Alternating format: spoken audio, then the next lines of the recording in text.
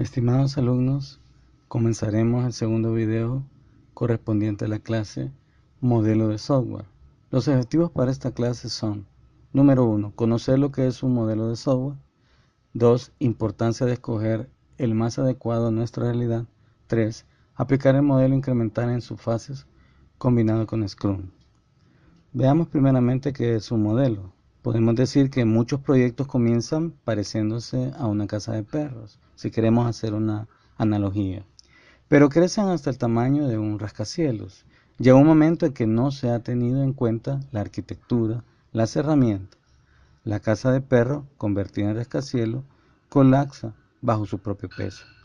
Hay muchos elementos que contribuyen al éxito de un sistema. Uno en común es el uso del modelado. El modelado es una técnica de ingeniería probada y bien aceptada. Construimos modelos arquitectónicos de casas y rascacielos para ayudar a los usuarios a visualizar el producto final. Lo mismo es con el software. Veamos el concepto de modelado. Un modelo es una representación de un objeto, sistema o idea, de forma diferente al de la entidad misma. El propósito de los modelos es ayudarnos a explicar, entender o mejorar un sistema que estemos por realizar. Un modelo es una simplificación de la realidad. Un modelo proporciona los planos de un sistema. Nosotros hemos visto modelos de casas, en donde involucra las características o cómo quedaría la casa modelo. Incluirán desde planos detallados, así como planos más generales. El primer modelo que vamos a ver es un modelo que se llama modelo en cascada. Este modelo ya ha sido visto por ustedes en la materia anterior. No vamos a repetir y a profundizar en ello. Este modelo, llamado también ciclo de vida clásico, sugiere un enfoque sistemático y secuencial, es decir, es lineal. Las etapas de las que hablamos son: la primera es el análisis de requisitos del software, y consta como un proceso de recopilación de los requisitos. Se centra y se intensifica especialmente en el software. Se debe comprender el ámbito de la información, así como la función, el rendimiento y las interfaces requeridas. La otra fase es la de diseño. Se enfoca en 4 atributos distintos del programa. El diseño siempre tiene que ver con la parte de lo que es la arquitectura del sistema o del software. Número 1, la estructura de los datos. ¿Cuáles son los componentes de estos datos? La arquitectura del software, que ya lo mencionamos. El detalle procedimental, que es la definición de los diferentes procesos que rigen sobre la arquitectura. La caracterización de la interfaz, que es la fase amigable, donde vamos a determinar la relación entre el usuario y el sistema. El proceso de diseño traduce los requisitos en una representación del software con la calidad requerida antes de que comience la codificación. El siguiente es la codificación. Si nos recordamos, el diseño debe traducirse en una forma legible para la máquina. Si el diseño se realiza de una manera detallada, la codificación puede realizarse mecánicamente, es decir, es mucho más fácil trabajarla. Por último viene la parte de la prueba. Una vez que se ha generado el código, comienza la prueba del programa. La prueba se centra en la lógica interna del software y en las funciones externas, realizando pruebas que aseguran que la entrada definida produce los resultados que realmente se requieren. Por último viene la parte de mantenimiento. El software sufrirá cambios después de que se entrega al cliente. Todo software sufre cambios. Sean estos cambios ocurridos debido a que se haya encontrado los famosos bugs o errores, a que el software deba adaptarse a cambios del entorno externo, como por ejemplo sistemas operativos o dispositivos periféricos, o a que el cliente requiere ampliaciones funcionales o de rendimiento. Indudablemente que esto nos lleva a ciertos inconvenientes. Es raro que los proyectos reales sigan el flujo secuencial propuesto por el modelo, es decir, aunque el modelo lineal acepta repeticiones, lo hace de forma indirecta. Como resultado, los cambios generan confusión conforme el equipo de proyecto avanza. Un sistema nunca va a ser lineal. Y aunque la representación en cascada nos lleva a problemas en donde haya cuestiones que hay que corregirlas, y esas correcciones pueden ser costosas si son de diseño. A menudo es difícil para el cliente anunciar en forma explícita todos los requerimientos. Al inicio, como que el cliente no tiene todo o muy claro todos los requerimientos o las necesidades que hay que cumplir. Este modelo necesita que se haga y tiene dificultades para aceptar la incertidumbre natural que existe al principio de muchos proyectos. El cliente debe tener paciencia, o sea, no se dispone de una versión funcional de él o los programas hasta que el proyecto está muy avanzado. Un error grande sería desastroso si se detectara hasta revisar el programa en funcionamiento. Entonces el cliente va a ver el resultado del sistema funcional casi que hasta el final. No podemos evaluar en cada interacción, por tanto será hasta el final, y si existe alguna incongruencia, el costo de corregir el error dependerá del tipo de error, como lo hemos mencionado. En otras palabras, si es de diseño, el costo, por lógico, será elevado. El modelo en B es el que sigue. El modelo en B se desarrolló para terminar con algunos de los problemas que se vieron utilizando el enfoque de cascada tradicional.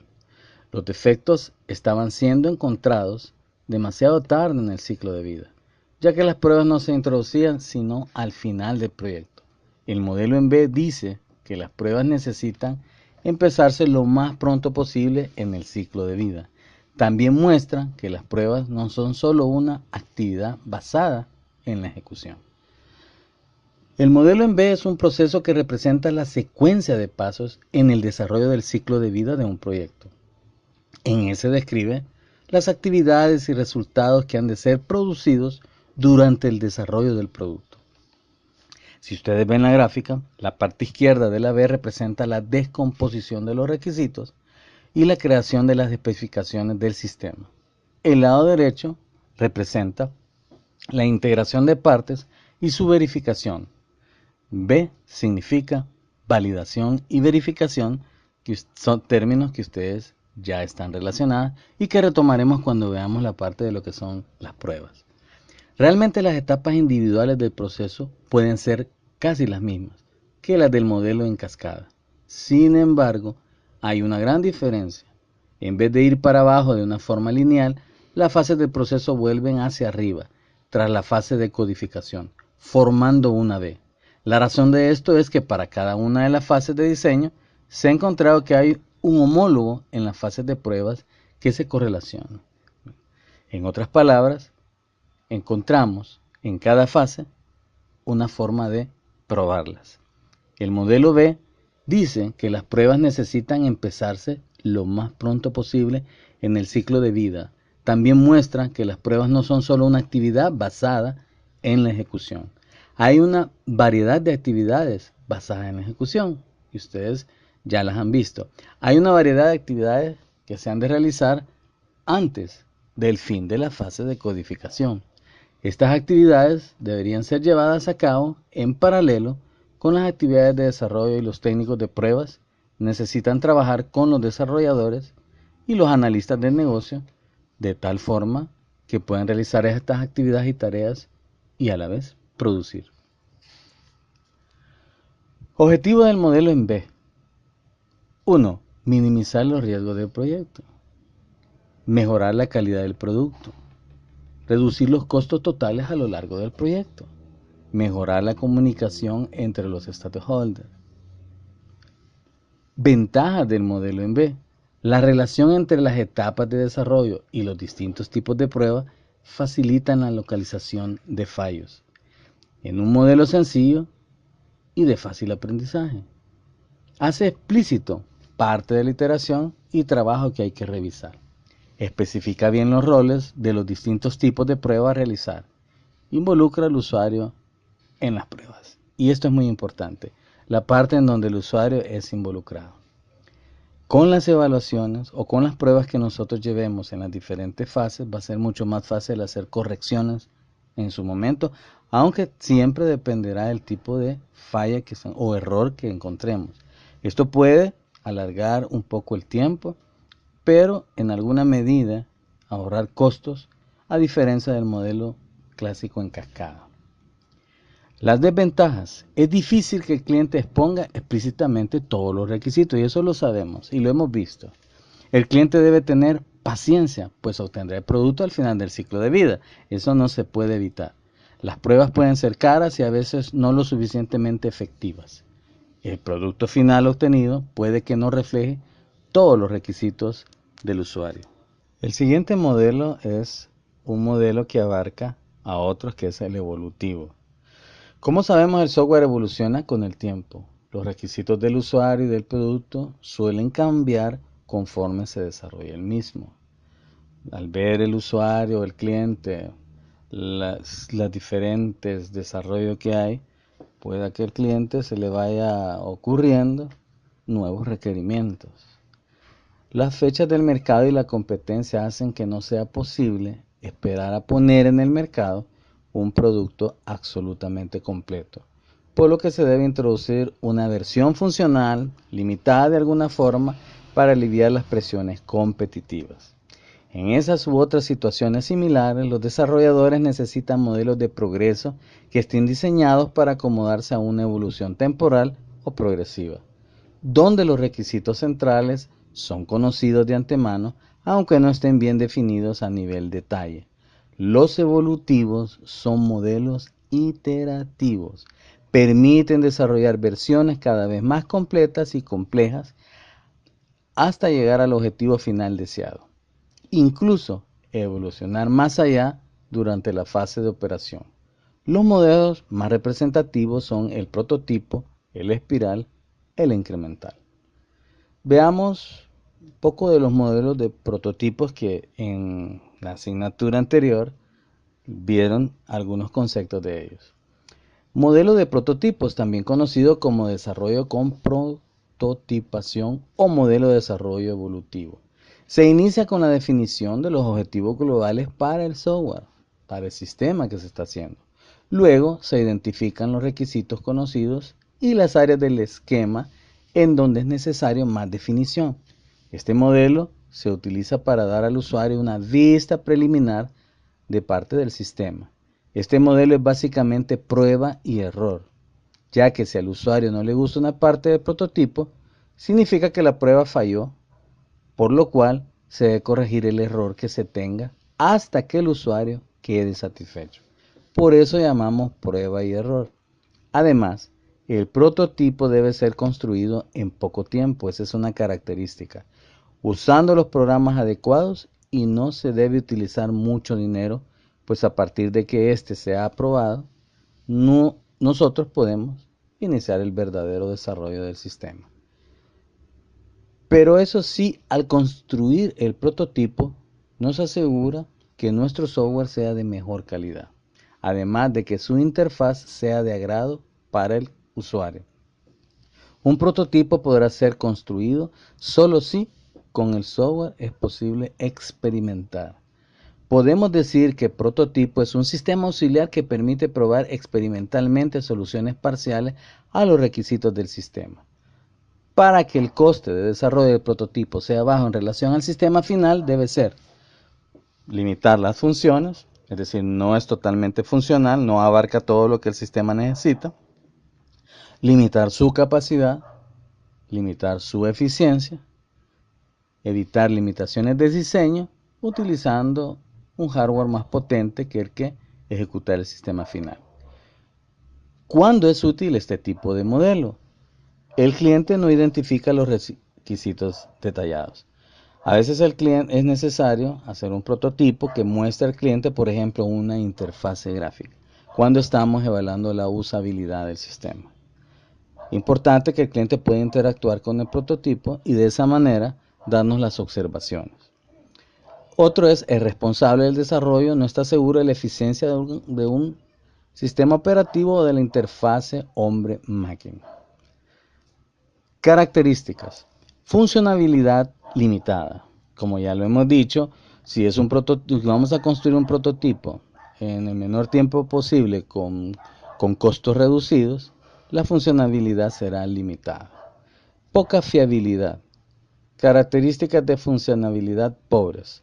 Alto grado de participación del usuario, el cual evalúa los prototipos, propone mejoras y detalla requisitos. ¿Cuáles serían las ventajas? Son fácilmente modificables, reducir los costos de rediseño, si los problemas se detectan pronto y cuando son fáciles de localizar. Este modelo es útil cuando el cliente conoce los objetivos generales para el software. Desventajas del modelo. Hacer pensar a los usuarios que el producto final está prácticamente terminado. Llevar a un número de cambios excesivos. Veamos los tipos. Prototipos rápidos.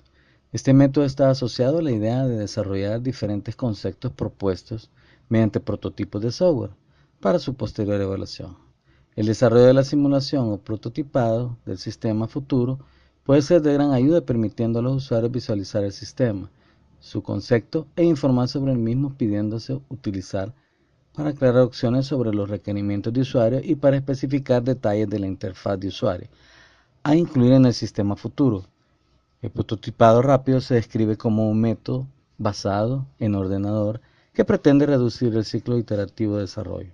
Los prototipos iterativos desarrollados podrán ser rápidamente reemplazados o modificados según los informes de diversas procedencias. Su finalidad es solo adquirir experiencia, no se aprovechan como producto. Se denominan maquetas cuando su funcionalidad o capacidad es muy limitada. El sistema final se codifica totalmente partiendo de cero. No se aprovecha el código del prototipo. Lo importante de estos prototipos es que se desarrollen en poco tiempo. ¿Cómo lo llevo a cabo? Como de costumbre, va a ser preciso disponer con antelación del tiempo suficiente para crear el prototipo, diseñar algunas tareas, reunir usuarios, conducir la evaluación del prototipo e informar de los resultados.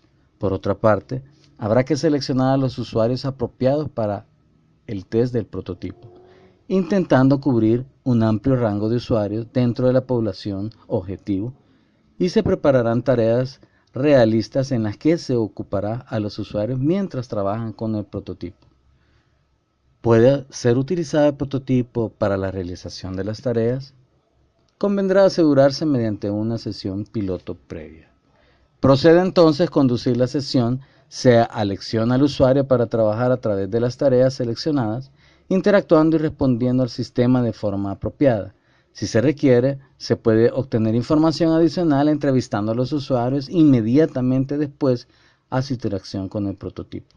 Una vez que se ha analizado, resumido y evaluado la información reunida y las observaciones realizadas, se determinará la severidad de los problemas identificados y se resumirán las implicaciones de diseño y las recomendaciones para las mejoras e informar al equipo de diseño. Puede ser preciso refinar el prototipo donde sea necesario y repetir el proceso anterior. Podemos utilizarlo a lo largo del ciclo de desarrollo. Prototipos evolutivos. En este caso se intenta aprovechar al máximo el código del prototipo y para ello se emplea el mismo hardware software del sistema final. Se realizan fases de análisis y diseño parcial que se van ampliando hasta construir el sistema final mediante adiciones sucesivas. En la imagen, como podemos ver, tenemos las diferentes fases. En el desarrollo de estos prototipos es clave la reutilización del software. Comenzamos con la parte de análisis, que ya estamos bien conocidos cuáles los aspectos que implica dicha fase. Tenemos los documentos de los requisitos o requerimientos que nos van a servir a nosotros para interpretar la parte de lo que es el diseño. Luego tenemos la parte de la codificación una vez obtenido el documento de diseño. Luego la parte con el código ya fuente, realizar las diferentes pruebas. Luego presentar el prototipo, ver la experiencia y seguir con los prototipos 1, 2, 3 hasta el enésimo, tomando en consideración el código, tomando en consideración las pruebas, hasta llegar al sistema final. El otro modelo es el modelo espiral. Boeing ideó y promulgó un módulo desde un enfoque distinto al tradicional en cascada, el modelo evolutivo espiral. Su modelo de ciclo de vida en espiral tiene en cuenta fuertemente el riesgo que aparece a la hora de desarrollar software. Para ello, se comienza mirando las posibles alternativas de desarrollo. Se opta por la de riesgo más asumible y se hace un ciclo de la espiral. Si el cliente quiere seguir haciendo mejoras en el software, se vuelve a evaluar las distintas pruebas alternativas y riesgos y se realiza otra vuelta de la espiral, así hasta que llegue un momento en que el producto software desarrollado sea aceptado y no necesite seguir mejorándose con otro nuevo ciclo. El modelo en espiral es un tipo de modelo basado en el desarrollo iterativo. Se diferencia del modelo interactivo incremental en que más que representarlo como una secuencia de actividades, se representa como una espiral donde cada ciclo en la espiral representa una fase del proceso del software. Así, por ejemplo, el ciclo más interno podría referirse a la especificación de requerimientos y el siguiente ciclo al de diseño. El software se desarrolla en una serie de versiones incrementales. Durante las primeras interacciones, la versión incremental podría ser un modelo en papel o prototipo. Durante las últimas iteraciones, se producen versiones cada vez más completas del sistema diseñado. Cada vez que se avanza un ciclo, se va alcanzando un nivel superior hasta concluir con el proyecto. Puede considerarse como un refinamiento del modelo evolutivo general que introduce el análisis de riesgo como elemento fundamental para guiar la evolución del proceso de desarrollo. Modelo espiral. El modelo en espiral se divide en un número de actividades de marca de trabajo, también llamadas regiones de tareas. Cada una de las regiones están compuestas por un conjunto de tareas del trabajo llamado conjunto de tareas que se adaptan a las características del proyecto que va a emprenderse en todos los casos que se aplican a actividades de protección. Veamos las fases. Como observamos la imagen en la diapositiva, más que representar el proceso del software como una secuencia de actividades con retrospectiva de una actividad a otra, se representa como una espiral. Cada ciclo en la que espiral representa una fase del proceso del software. Así, el ciclo más interno podría referirse a la viabilidad del sistema, el siguiente ciclo a la definición de requerimientos, el siguiente ciclo al diseño del sistema y así sucesivamente. Estas fases se definen como, número 1, determinar los objetivos. Para esta fase del proyecto se definen los objetivos específicos, se identifican las restricciones del proceso y el producto y se traza un plan detallado de gestión. Se identifican los riesgos del proyecto. Dependiendo de estos riesgos, se planean estrategias alternativas. Segundo, evaluación y reducción de riesgos. Se lleva a cabo un análisis detallado para cada uno de los riesgos del proyecto identificados. Se definen los pasos para reducir dichos riesgos. Por ejemplo, si existe riesgo de tener requerimientos inapropiados, se puede desarrollar un prototipo del sistema. Tercero, desarrollo y validación. Después de la evaluación de riesgos, se elige un modelo para el desarrollo del sistema. Por ejemplo, si los riesgos en la interfaz de usuario son dominantes, un modelo de desarrollo apropiado podría ser la construcción de prototipos evolutivos. Si los riesgos de seguridad son la principal consideración, un desarrollo basado en transformaciones formales podrían ser el más apropiado, y así sucesivamente. El modelo en cascada puede ser el más apropiado para el desarrollo si el mayor riesgo identificable es la integración de los subsistemas. Cuarto, la planificación. El proyecto se revisa y se toma la decisión de si se debe continuar con un ciclo posterior de la espiral. Si se decide continuar, se desarrollan los planes para la siguiente fase del proyecto. Acoplamiento del modelo. Se deben definir los requerimientos a detalle. Implicará entrevistarse con un grupo representativo de usuarios. Se crea un prototipo preliminar para el desarrollo del sistema. Un segundo diseño se define con 4 procedimientos. Número 1. Evaluación del primer prototipo en términos de sus fuerzas, debilidades y riesgos. Número 2. Definir los requisitos del segundo prototipo. Número 3. Planeando y desarrollando el segundo prototipo. Número 4. Construyendo y probando el segundo prototipo. Tipos de riesgos. En la opción del cliente, el proyecto completado puede ser abortado si el riesgo se juzga demasiado grande. Excesos de costos del desarrollo, por ejemplo. Cálculo del fusionar los costos a cualquier otro factor que podría, en el juicio del cliente, dar lugar a un producto final menos que satisfactorio. Características. Contiene una nueva etapa que es el análisis de riesgos. Esta es la diferencia principal entre el modelo en espiral y los otros modelos del proceso del software. Es la consideración explícita de riesgo. Esto significa sencillamente algo que puede ir mal. Por ejemplo, si la intención es utilizar un nuevo lenguaje de programación, un riesgo es que los programadores que se tienen no conozcan y no tengan experiencia en dicha plataforma, por lo que el riesgo en el aprendizaje puede influir sobre la calidad del producto. Como podemos concluir, los riesgos originan problemas en el proyecto, como los de excesos en los costos. Por lo tanto, la disminución de riesgos es una actividad muy importante en la gestión del proyecto. El modelo indicado para desarrollar software con diferentes versiones actualizadas. Ventajas del modelo. 1. No requiere una definición completa de los requerimientos del software a desarrollar para comenzar su funcionalidad.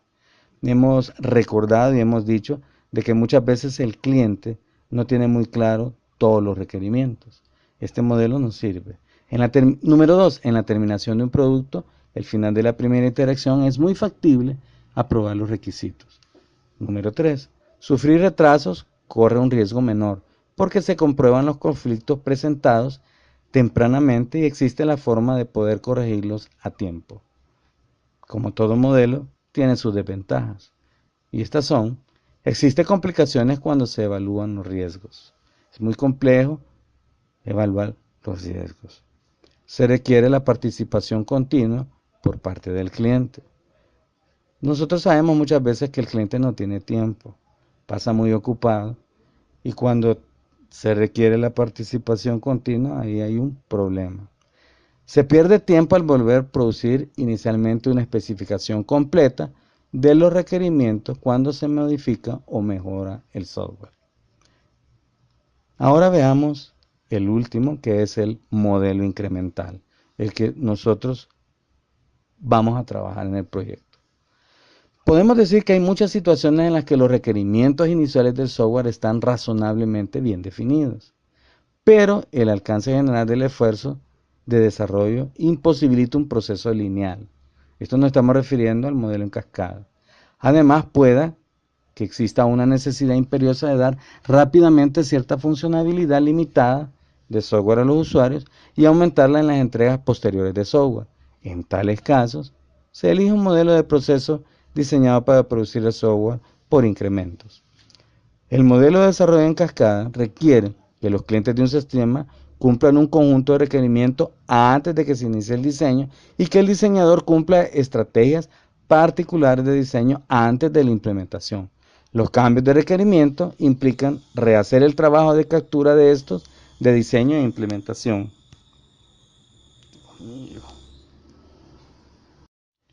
El modelo incremental es de naturaleza interactiva como los demás que hemos visto, pero se diferencia de aquellos en que al final de cada incremento se entrega un producto completamente operacional, completamente funcional. El modelo incremental es particularmente útil cuando no se cuenta con una dotación de personal suficiente. Los primeros pasos los pueden realizar un grupo reducido de personas y en cada incremento se puede ir añadiendo personal de ser necesario. Por otro lado, los incrementos se pueden planear para gestionar riesgos técnicos. El modelo incremental fue propuesto por Harlan Mills en el año 1980. Surge el enfoque incremental de desarrollo como una forma de reducir la petición en el proceso de desarrollo y de dar oportunidad de retrasar la toma de decisiones en los requisitos, hasta adquirir experiencia con el sistema. Se basa en la idea de diseñar una implementación inicial, exponer esta al comentario del usuario y luego desarrollarla en sus diversas versiones. En el mismo cliente el que incluye o desecha elementos al final de cada incremento a fin de que el software se adapte mejor a sus necesidades reales. El proceso se repite hasta que se elabora el producto completo. Las actividades de especificación, desarrollo y validación están entrelazadas en vez de separadas. Esto está bajo el enfoque ágil. Representación general del proceso. El modelo de gestión incremental no es un modelo necesariamente rígido, es decir, que puede adaptarse a las características de cualquier tipo de proyecto. Cuando se utiliza un modelo incremental es frecuente que el primer incremento sea el producto fundamental. En otras palabras, se abordan los requerimientos básicos, pero no se proporcionan muchas características suplementarias. Algunas son conocidas y otras no.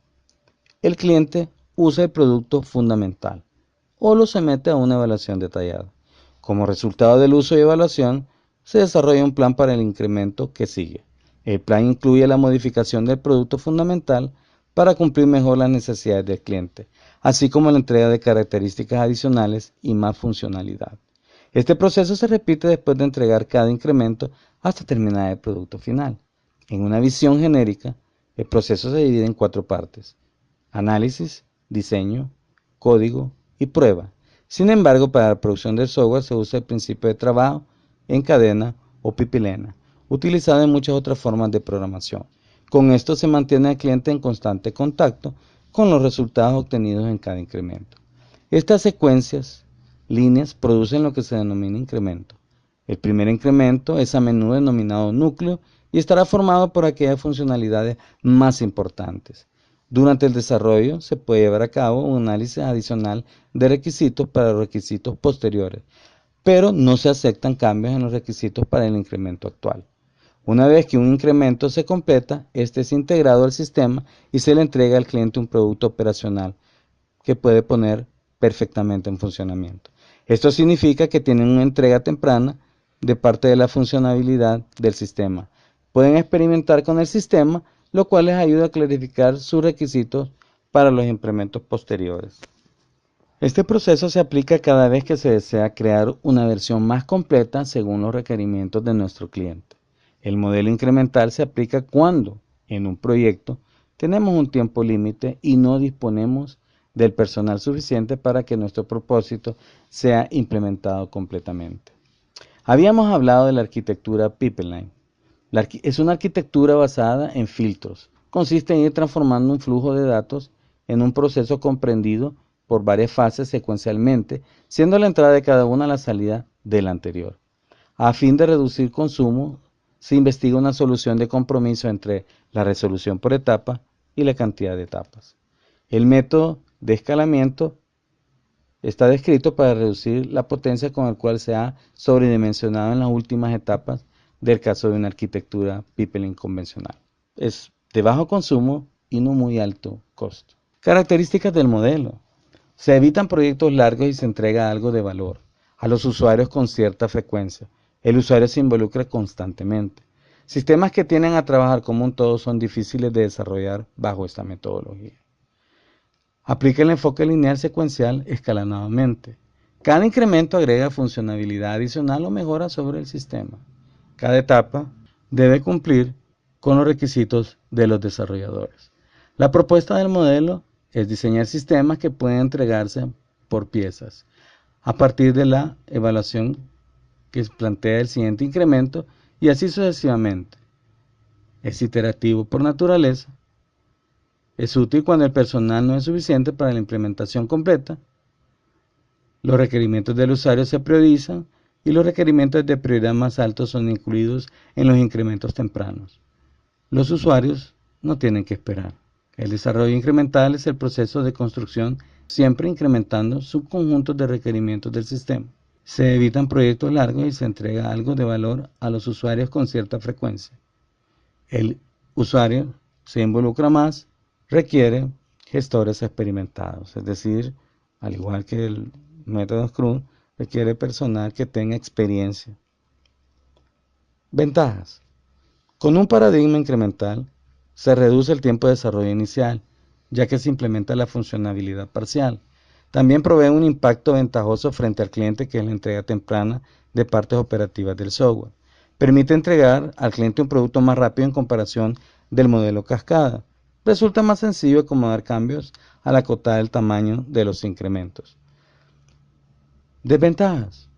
El modelo no es recomendable para casos de sistema de tiempo real, de alto nivel de seguridad, de procesamiento distribuido. Podría ser que con el tiempo se nos olvide la parte de seguridad con la entrega de tantos incrementos. Requiere de mucha planeación tanto administrativa como técnica. Requiere de metas claras para conocer el estado del proyecto. Como podemos ver, el método incremental es un método que se adhiere al método Scrum, que es el método que vamos a trabajar. Por un lado, vamos a subir un ejemplo del método incremental, un ejemplo que muestra un poco de lo que se hace con la parte administrativa y con las cuatro fases que contiene el método. Muchas gracias, les deseo muchos éxitos.